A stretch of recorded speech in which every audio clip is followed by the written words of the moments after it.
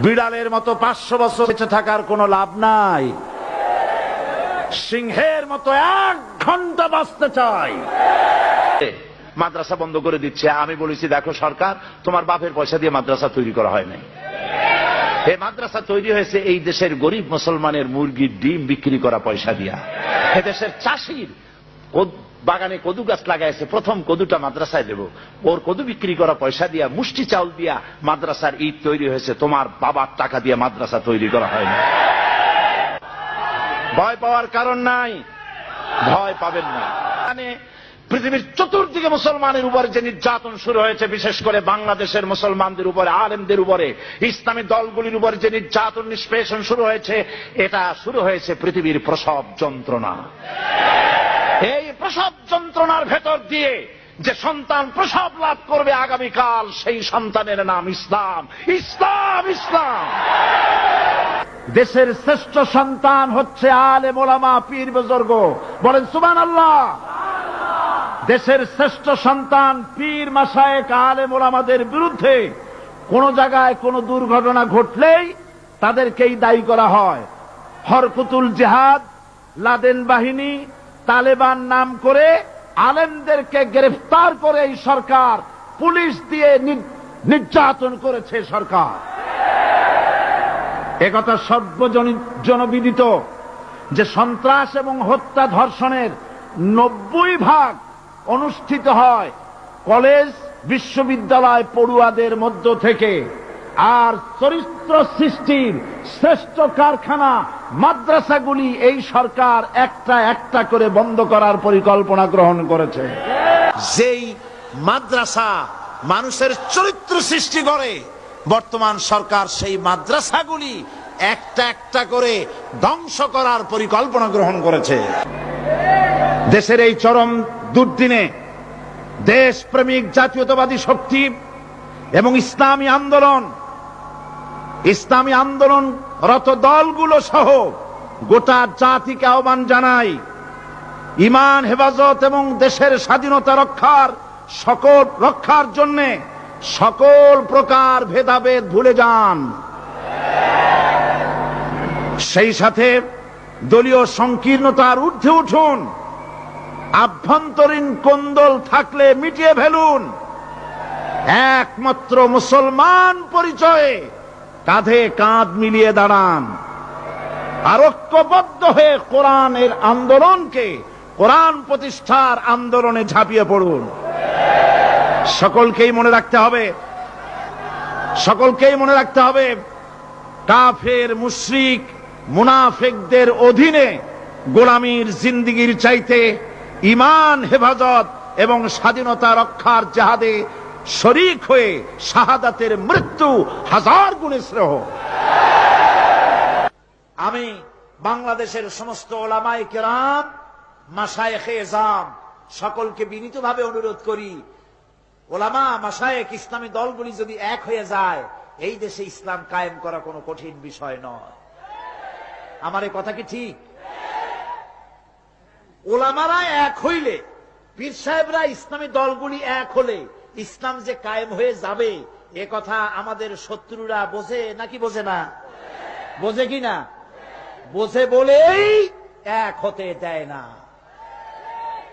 আপনারা যেন অন্যদের শিকার হবেন না। ম্যাক্সিমাম স্যাক্রিফাইস করতে আমরা যেন পারি।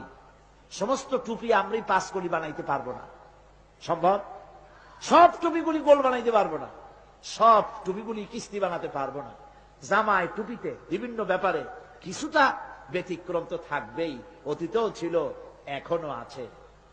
সুতরাং এইগুলিকে আল ইত্তেহাদ মাল ইখতিলাফ, ছোটখাটো মতভেদ ভুলে গিয়ে ঐক্যের প্ল্যাটফর্মে আসতে পারলে এদেশে ইসলাম কায়েম হওয়ার সম্ভাবনা 100-তে 100 ভাগ। শুনলেন না বিদেশি বক্তারা কি বক্তৃতা করলেন? জীবনেও এত বড় কোরআনের মাহফিল চোখে দেখেনি। সুবহানাল্লাহ কোন, সুবহানাল্লাহ কোন। সেই বাংলাদেশে যদি কোরআনের শাসন কায়েম না হয়, তাহলে আমি একটা মারাত্মক বড় কথা বলবো। এই দেশে যদি ইসলাম কায়েম না হয়, সাধারণ জনগণ দায়ী হবে না। কিয়ামতে আমি আশঙ্কা করি আলেম ওলামা, পীর বুজুর্গ, ইসলামী দলগুলি দায়ী হয়ে যাওয়ার সম্ভাবনা বেশি। আল্লাহ যেন দয়া করে সব ওলামাদেরকে, পীর সাহেবদেরকে বুকে বুকে মেলার তৌফিক দান করে দেয়। আল্লাহ যেন আমাদের মধ্যে পারস্পরিক মহব্বতকে বৃদ্ধি করে দেন। আওলাদ রাসূল আমার থেকেও সুন্দর করে বলেছেন, আলিয়ায় পড়লে চোখে দেখতে পারে না, তার ইলেম সবকুছ খালিয়া। আর দেওবন্দীদেরকে এইভাবে উনি একটা বলেছেন। তো এইভাবে করে একদল আরেক দলকে দেখতে পারবো না, এক পীর আর এক পীরকে সহ্য করতে পারবো না। এটাই আমাদের পতনের কারণ। আল্লাহ যেন আমাদের সকলকে এক প্ল্যাটফর্মে বসার, একজন আর একজনকে চুমা খাওয়ার, বুকের সাথে লাগাবার তৌফিক আল্লাহ যেন দিয়ে দেন। সকলে কোন আমিন। বন্ধুগণ, ওলামাদের ব্যাপারে আমি খুব আশাবাদী। আমি এখন অত্যন্ত আশাবাদী বাংলাদেশে ইসলাম কায়েম হবে ইনশাআল্লাহ, ইনশাআল্লাহ। সরকারকে বলছি, আলেমদের গায়ে আর হাত দিবেন না।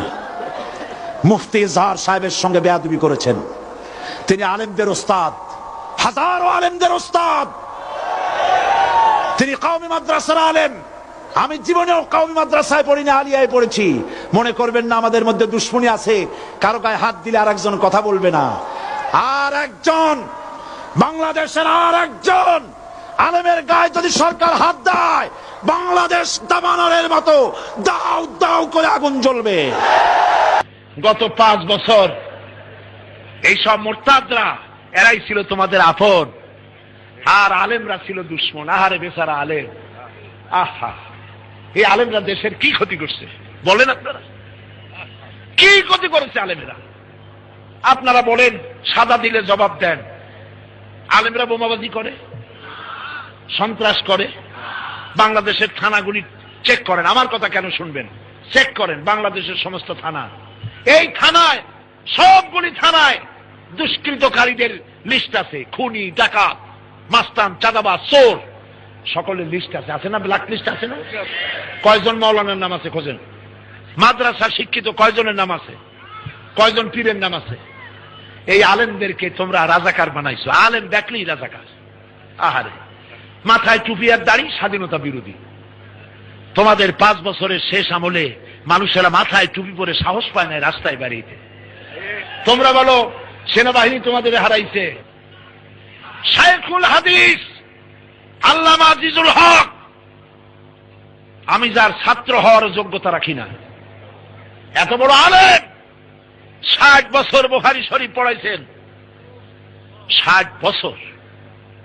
বেচারা সোজা হয়ে দাঁড়াইতে পারে না, হাঁটুতে ব্যথা। বুখারী পড়াইতে পড়াইতে বুড়া হয়ে গেছে। সেই আল্লামা আজিজুল হক রে খুনের আসামি বানাইছো তোমরা।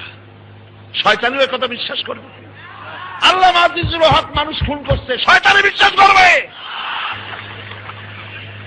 আমার প্রিয় মুসলমানেরা, আয়নায় মুখ দেখুন, আয়নায় চেহারা দেখুন।